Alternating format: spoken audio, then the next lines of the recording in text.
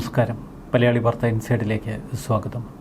ഈ ഗുരുവായൂരപ്പൻ്റെ ഓരോരോ ലീലകളെ 2019 സെപ്റ്റംബർ മാസം ഗുരുവായൂരിലെത്തിയിരുന്നു പിണറായി വിജയൻ. അന്നവിടെ ഗുരുവായൂർ ടെമ്പിൾ പോലീസ് സ്റ്റേഷൻ ഉദ്ഘാടനം ചെയ്യാനായിരുന്നു മുഖ്യമന്ത്രിയായിരുന്ന പിണറായി എത്തിയത്. പോലീസ് സ്റ്റേഷൻ ഉദ്ഘാടനത്തിനെത്തിയ പിണറായി ദേവസ്വം ബോർഡ് ഭാരവാഹികൾക്കൊപ്പം കിഴക്കേ നടയിലെത്തിയപ്പോൾ അകത്തൊരു പ്രകാശം. ആ തിരി തെളിയുന്നിടത്താണോ കൃഷ്ണൻ? അന്ന് മുഖ്യമന്ത്രിയുടെ സന്ദർശന വേളയിൽ മന്ത്രിമാരും ഉന്നത ഉദ്യോഗസ്ഥരുമൊക്കെ അദ്ദേഹത്തെ അനുഗമിച്ചിരുന്നു.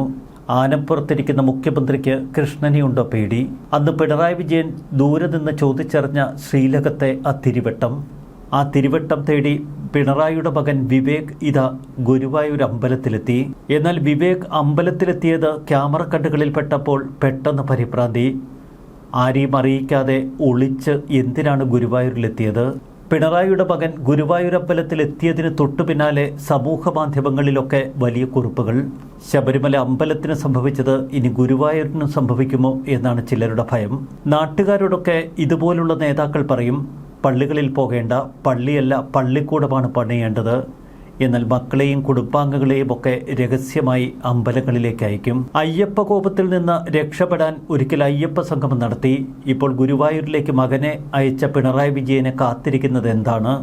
അച്ഛൻ തോറ്റമ്പും അത് തടയാൻ ഗുരുവായൂരപ്പന്റെ കാലിൽ വീഴാൻ ചെന്നതാണ് മകൻ എന്നാണ് സമൂഹ മാധ്യമങ്ങളുടെ കുറിപ്പുകൾ. ദർശനമൊക്കെ കഴിഞ്ഞ് സ്വസ്ഥമായി മടങ്ങിയിരുന്നെങ്കിൽ ഇതുപോലെ നാണക്കേടുണ്ടാകുമായിരുന്നില്ല.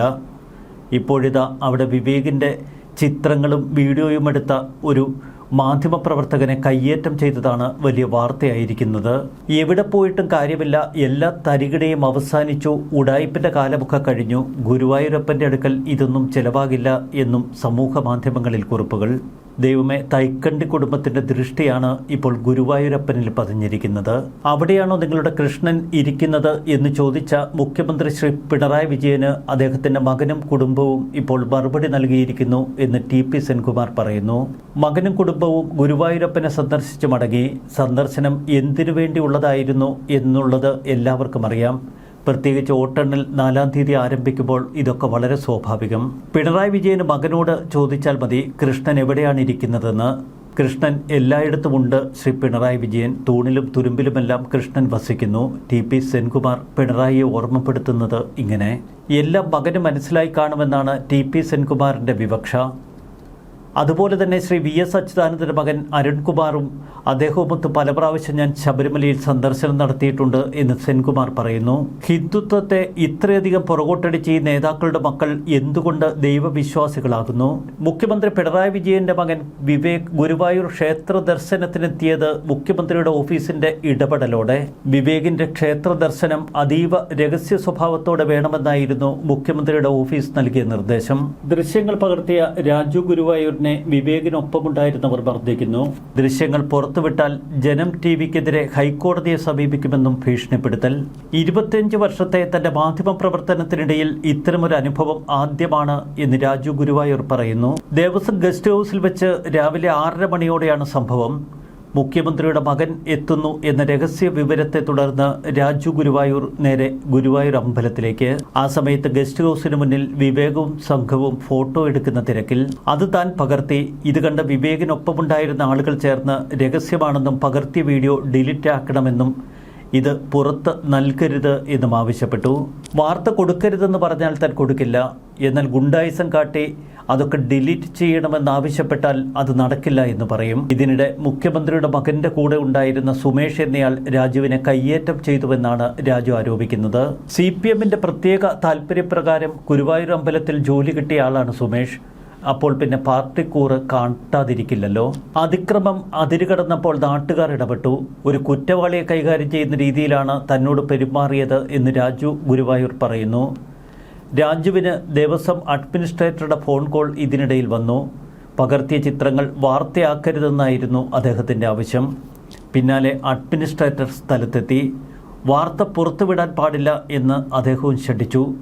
മുകളിൽ നിന്ന് ഓർഡർ ഉള്ളതുകൊണ്ടാണ് ഇങ്ങനെ പറയുന്നതെന്നാണ് അവർ വിശദീകരിച്ചത്. തുടർന്ന് ഫോൺ വാങ്ങി നിർബന്ധമായി തന്റെ വീഡിയോകൾ ഡിലീറ്റ് ചെയ്യുകയായിരുന്നുവെന്ന് രാജു ഗുരുവായൂർ പറയുന്നു. ദേവസ്വം ജീവനക്കാരുടെയും മറ്റ് ഉദ്യോഗസ്ഥരുടെയും ഒക്കെ സാന്നിധ്യത്തിലായിരുന്നു വിവേകിന്റെയും കുടുംബാംഗങ്ങളുടെയും ക്ഷേത്ര ദർശനം. മുഖ്യമന്ത്രിയുടെ മകന്റെ ദർശനവും രഹസ്യമായി സൂക്ഷിക്കാനുള്ള ദേവസ്വം ഉദ്യോഗസ്ഥരുടെ നീക്കവും ദൃശ്യങ്ങൾ പകർത്താൻ ശ്രമിച്ച മാധ്യമപ്രവർത്തകരെ തടഞ്ഞതും കയ്യേറ്റം ചെയ്തതുമൊക്കെ വലിയ വിവാദത്തിന് കാരണമാകുന്നു. ദേവസ്വം അഡ്മിനിസ്ട്രേറ്റർ KP വിനയൻ ഉൾപ്പെടെയുള്ള ഉന്നത ഉദ്യോഗസ്ഥരുടെ സാന്നിധ്യത്തിലായിരുന്നു ഈ ദർശനം. സാധാരണഗതിയിൽ VIP-കൾ ക്ഷേത്രത്തിലെത്തുമ്പോൾ മാധ്യമങ്ങളെ അറിയിക്കുന്ന ഒരു രീതിയുണ്ട്. വെളുക്കാൻ തേച്ചത് പാണ്ടായി എന്നതാണ് ഇപ്പോൾ വിവേക് കിരണിന്റെ അവസ്ഥ. ക്ഷേത്രത്തിലെത്തിയത് വലിയ വാർത്തയും വിവാദവുമാകുന്നു. മറുവശത്ത് ശബരിമലയിലെ അയ്യപ്പ കോപം തണുപ്പിക്കാൻ ആഗോള അയ്യപ്പ സംഗമം സംഘടിപ്പിച്ച് പുലിവാല് പിടിച്ച പിണറായി വിജയനാണ് പിന്നീട് കേരളം കണ്ടത്. പിണറായി വിജയന്റെ മകൻ ഗുരുവായൂർ അമ്പലത്തിൽ ദർശനം നടത്തിയാൽ അത് പാർട്ടിക്ക് ദോഷം ചെയ്യുമോ, ക്ഷീണമുണ്ടാക്കുമോ? എന്തുകൊണ്ടാണ് അദ്ദേഹത്തിന്റെ വീഡിയോ ഡിലീറ്റ് ചെയ്യാൻ ആവശ്യപ്പെട്ട് മാധ്യമപ്രവർത്തകനെ മർദ്ദിച്ചത്? മെയ് മാസം 4-ാം തീയതി വോട്ടെണ്ണുമ്പോൾ പിണറായി വിജയൻ തുടർന്നും അധികാരത്തിലെത്തുമോ? ഈ ഭയം എന്തായാലും മകനെ ഉൾപ്പെടെ ബാധിച്ചിരിക്കാം. അതുകൊണ്ടാണ് ഗുരുവായൂർ അമ്പലത്തിലേക്ക് ഓടിച്ചെന്നത്. എന്നാൽ ഗുരുവായൂരപ്പൻ്റെ ഓരോ കളികളെ ഇത് ലോകം മുഴുവൻ അറിഞ്ഞുവെന്ന് മാത്രമല്ല, അവിടെ നടത്തിയ അതിക്രമവും ഇപ്പോൾ ലോകം മനസ്സിലാക്കിയിരിക്കുന്നു. പിണറായിയുടെ വൈരുദ്ധ്യാത്മക ഭൗതികവാദമാണ് ചിലർ പരിഹസിക്കുന്നത്. എന്തായാലും ഒരിക്കൽ ഇവിടെ വിളക്ക് കാണുന്നിടത്താണോ കൃഷ്ണൻ ഇരിക്കുന്നത് എന്ന് ചോദിച്ച കേരളത്തിൻ്റെ ഒരു മുഖ്യമന്ത്രി, ആ മുഖ്യമന്ത്രിക്ക് ഇപ്പോൾ സാക്ഷാൽ ഗുരുവായൂരപ്പൻ തന്നെ മറുപടി നൽകിയിരിക്കുന്നു. കാലം മാറുമ്പോൾ നിലപാടുകളും മാറണമെന്നാണ് പറയുന്നത്. ഇനിയെങ്കിലും ആ പഴയ നിലപാട് പിണറായി ഒന്ന് തിരുത്തിയാൽ നല്ലത്. ഇനിയും വൈകരുത്.